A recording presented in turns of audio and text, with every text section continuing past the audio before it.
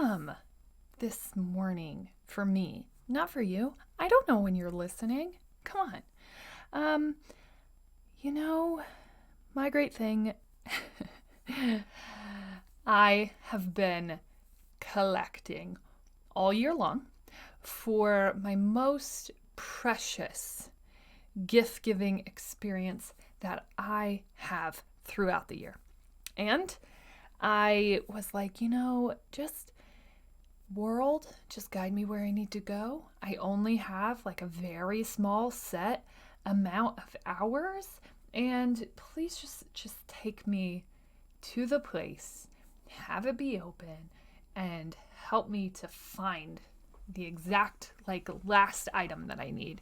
And I think when you approach anything like that, it's so risky, right? It's just putting so much trust. Like, I had a half hour to find what would be the perfect gifts for this most prized gift giving adventure. And,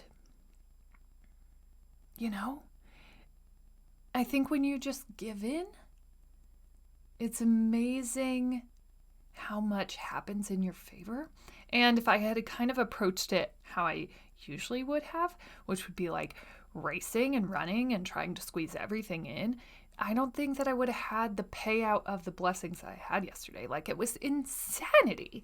I have to drive all over the place to claim these extra things that I'm picking up.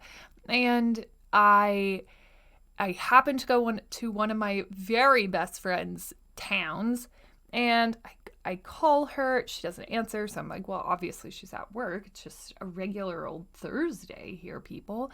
And then she's like, I'll call you right back. She calls me. She's at home. So then we even get a little bit of prized FaceTime together, which was just so life-giving. And then I'm kind of just wandering through, and it's amazing what happens when you remove the confines of your own plans and you just kind of lay subject to whatever is going to happen. And I don't know, maybe that's a crazy way to live, right? Oh, can we do that? Can we give ourselves permission to do that? Can we allow ourselves to just move through the world willy-nilly, for lack of a better term? Yeah, I think you can. And that's not to say that I don't have, for me, opening that up was really overwhelming early on, because it was just oh no, and most of my time early on and continued really was just sitting. But, that's really what I was being asked to do. And it's not really funny to think about. But I had such a cloud for such a long time. Everything that I wanted to do or needed to do took massive amounts of energy. So some sort of caffeine supplement that went into me gearing myself up. And even after pumping that into my body, I would still have to mentally get myself there. And gosh, that went on for 6 months at least, if it wasn't even happening before then. And, that's so different from who I am. It was a shock to the system. I didn't even know who to be anymore. I didn't even know what I was capable of anymore. And I think, so much of that was just laying down power, saying, okay, I trust you, universe, I trust you, body, you're gonna get us there, we're gonna get through this. And even if it means sitting on the couch and watching a bazillion things of Netflix, because that's just what we need right now, we'll make it through this, right? And I don't know, the laying down of that really started to happen, when I was just feeling low, unexplainably low. Well, not unexplained. But just that lowness, right? And like, how do you navigate that? And I just gave up trying to take the wheel in that moment. I wrote it in my journal this morning. Jesus, take the wheel, and like, literally, just give in once in a while. I don't know. I guess that's my great thing. It was just like fully giving in to the wonder of the world. And I had talked about that on Wednesday. Like, it just wasn't called to go on Wednesday. I couldn't really explain it. It just wasn't falling in line. And think about why it didn't. Like, I wouldn't have been able to spend FaceTime with my friend. I wouldn't have, had the perfect thing served to me, or maybe I would have, right? I definitely wouldn't have had FaceTime with my friend. And that was probably the most amazing part of all of it. And so, just giving in, just letting it be, letting it happen, just like chill vibes and life forever. Okay? I'm telling you, it's tried and true. It really isn't. I've been trying and doing it for about 6 months, and I haven't really been disappointed yet. I think, the disappointment only comes when there is an expectation of what will or won't happen. And I don't really have expectations. I try to put out like vibes for what I want and say what I want. Like going into yesterday, it was like, I just need the store to be open. I couldn't remember the name of the store, but I knew exactly what it was and why I needed to go there so badly. And I don't know, I just like, that was the feel that I put into the world, but I didn't unleash any expectations of like, please serve me this, please serve me this, please be open this time. Like, it was just like, okay, just have it all work out. And somehow it all did. And here we are. We're talking about it. Really all happened.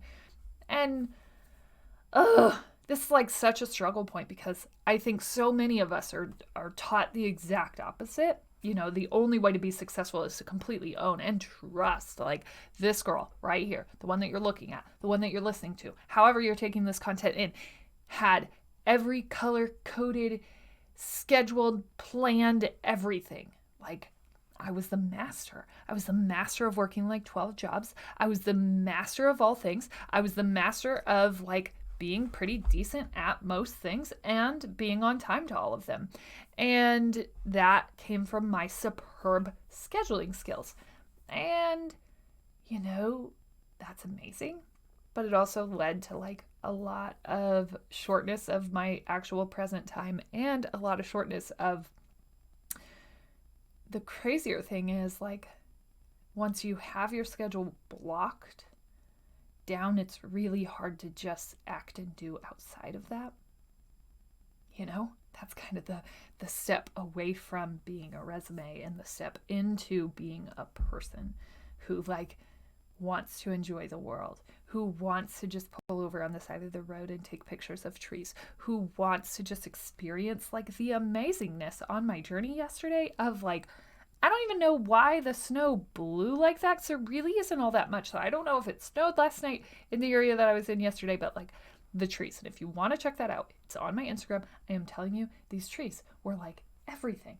If you live in Iowa, you'll know what I'm talking about. But like, one year there was this really bad ice storm, and all the trees just looked like icicle sparkly magicness, which it wasn't, because if you even walked outside, you would most certainly slip and fall and just your demise, right?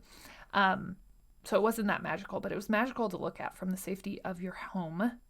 And this was those trees, but they were snow covered instead. And I don't know which one is prettier, but whew, all the feels, all the Iowa feels right here.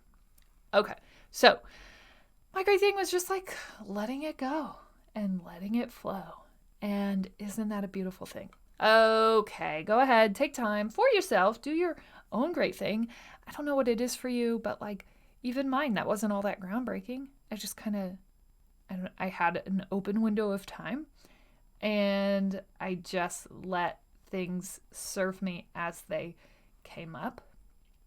No real agenda. I had things that I needed to get done, but I wasn't like turning off opportunities because we had this strict deadline. Like whatever happened, happened. And all the things that I had on my checklist happened. I'm just saying, like, it works. Okay, it works. I can't even explain what it is necessarily, but it works. Okay. Yesterday, also, when I was driving, like, I just turn on some of my favorite Christmas songs because, I'm trying to get in the spirit. And I turn on everyone's favorite, and I'm not even real certain why it's a Christmas song, but it is, or it's on Christmas CDs. I don't know. I'm still trying to figure this one out. Either way, it's amazing. It's a great song. Hallelujah. You know what I'm talking about. Hallelujah. I imagine myself just creating all these big, huge runs and making this song magical, bouncing off of cathedral walls someday. I'm just saying. That's never going to happen, and it certainly is not a goal that I have written down, but it's magical nonetheless. So I was thinking about this song, and I'm like, why do I even know this song? And then I started retracing those steps because, that's my favorite thing to do. Anything that's meaningful to me or served me in some way, I like to think about where it came from, or what is the, what's the repeat there? What is this song saying? Or if I'm reading a book, what is this book saying that is a repeat message that I must need to listen to? Or, what's the message here? Why did this come back up? Why am I thinking about this today? And obviously I was thinking about it yesterday because hello, show inspo. But here's where that song came from. When my husband and I got married, it was really hard. And I don't like to sugarcoat marriage at all for anyone. Not that you should be scared to jump into the union, because it is the most magical, wonderful thing that'll ever happen. Just because navigating life with someone else, and generally, if you got it right, someone who is the exact opposite, is really hard. And that's the best way that I can describe it. I wish that there were better words, deeper words than that. But it is not for the faint of heart, which is probably why you have to love that person a heck of a lot before you make that commitment. And so this song was sung on The Voice, and it would have been one of the early seasons. I can't even remember the guy's name. And here's the crazier thing. My husband and I would say, barely talked our first year. And if we did talk, it was mostly fighting and a misunderstanding of one another. And that probably actually lasted about 3 years. It was so hard. And there was no... there was no one coming in to say, you just have to figure it out. You're just in this together. That's it. You decided this, whether it's going well or it didn't. This is where you are. And I guess, you have to just continue to show up and get better and learn each other and figure it out. And there's no playbook on what's going to work. And that's kind of the suffocating part of it. So we had been watching The Voice, and this was one of our tried and true things that we did. And the one night, our favorite singer sang Hallelujah. And we were both just so moved, in fact, that we certainly downloaded the voice rendition of him singing it. We sang it all day long, and then the next week, he was voted off. And our entire lives were shook. I remember both of us just being we are never watching The Voice again. In fact, I don't know that we have turned on an episode since that moment. We were severely defeated. And I think, I think about that, and I think it might have been our first realization together in our marriage, and it would have been in like our first apartment, that like the world can disappoint you. And we had been disappointed before, but I don't know that we had been disappointed together yet. And it was such a shock to the system. And it kind of quickly removed one of the only things that we could agree on. And then we just, I think, start to realize that this is our life to build together. And we aren't necessarily building something that everyone is going to agree with. Like we were all in. We were top fans. We were only fans. We were all the things that you couldn't be because it was, 2000 and whatever. And those things didn't exist yet. But like for whoever that artist on The Voice was, whoever he was, we were all in. And, I think from that moment on, we both just start to realize how disappointing life was sometimes. And I don't know that we had fully embraced or acknowledged how disappointed we were in how our lives turned out. And I think it was really hard for both of us because,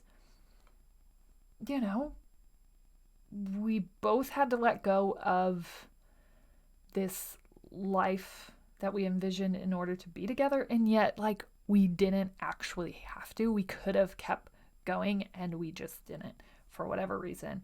And I think,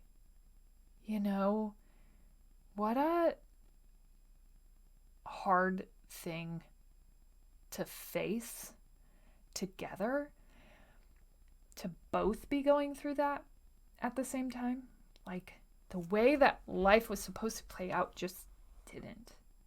And now we're like stuck in this house, constantly disappointed by the life that we were building. Like, it was never good enough. And, in that moment, I think we both just start to realize that, like, we can't really rely on the world as we used to give us what we want. Like, we wanted that guy to win The Voice. I'm still confused on how he didn't.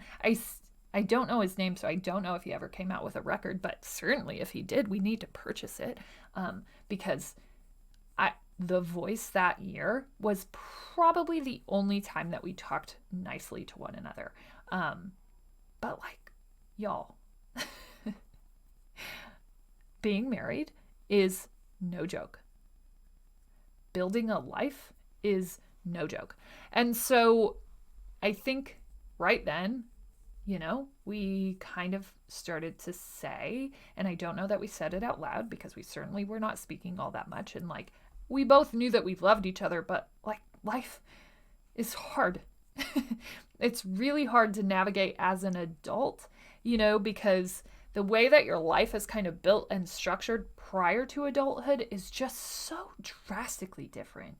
Your measurability of success is so constant and so flowing, and especially if you're an athlete, like, you're used to the confines of like a 3-month training period and then a payout, and a 3-month training period and a payout. And when you move into adulthood, all of a sudden it's like, I'm not getting A's on a test anymore. Like, how do I know I'm doing this right? So you just pay bills? Like, I don't have money to pay bills. Nobody's giving me a gold star for paying those bills. Like, why even pay them? What's going on? Is someone going to test me? What? I only have a review for my job once a year? What? You don't even have a review for your job because it's just so small that they don't even do that kind of stuff? Like, how do you even know? How do you know that you're winning? How do you even win at life? What are we even doing? How do we even adult? What the heck is going on? Right? And so, like, navigating that space with just by yourself, I think creates so much strength in yourself and your own ability. But like, navigating it with someone else, I think is just a different level, because you you kind of feel like you have a responsibility for that person's happiness, especially early on. And that's just such a hard line to walk. And so, you know, life is just kind of disappointing and very uneventful, and we had the baby, and we had all the things that we were supposed to, like, married the right person who is successful and beautiful and all these things, and then had the big wedding, and then got the baby thing going. And like, I think both of us were just in this place of like, what's going wrong and why do we feel so disappointed? And that realization really called us back to the realization that we were, in fact, rising up against the world and saying, no, he should have won the voice. That's definitely our opinion as a couple, and the world has done us wrong.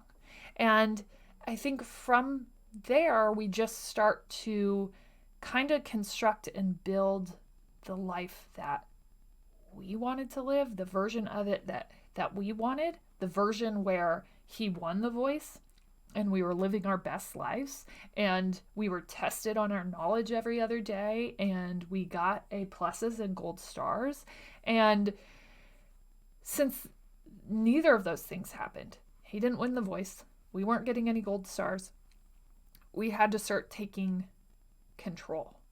And it probably took us from that moment about 3 years for us to fully realize what that was and how to do that, and if we even wanted to, right? Because the moment that you take back responsibility for your life, the moment that you stop, right, feeling sorry for yourselves, and we had spent a good majority of our marriage feeling bad for ourselves, like, okay, fine, that moment where he didn't win the voice was like so drastically sad for both of us, but also like kind of just this light bulb moment. And certainly he didn't have that experience with this. I don't know, I'll have to ask him. But this is kind of my interpretation of it as I was thinking through it yesterday. And I don't know that it was like, ding, ding, ding, yep, that makes total sense. Looking back, you can connect the dots. Now it makes sense for how the trajectory kind of went from there. And so we spent about 3 years after that just in limbo of like, are we going to keep being disappointed? Is the world... Come on. Is adulting really all that hard? Come on. We got this. You just got to get the next job. You just got to make the more money. You just got to get the nicer car. You just got to buy the house. And then we just kept taking action and moving up and doing the next thing. And pretty soon we realized that it's never going to be enough. Every day since that apartment, every day since the madness that happened there, the sadness, the madness, the craziness, we had just been sitting in victimhood of what life could or should look like and how it didn't play out. And, I think why it took 3 years to get in the place where we wanted to take the reins was because we were kind of waiting it out. Like, no.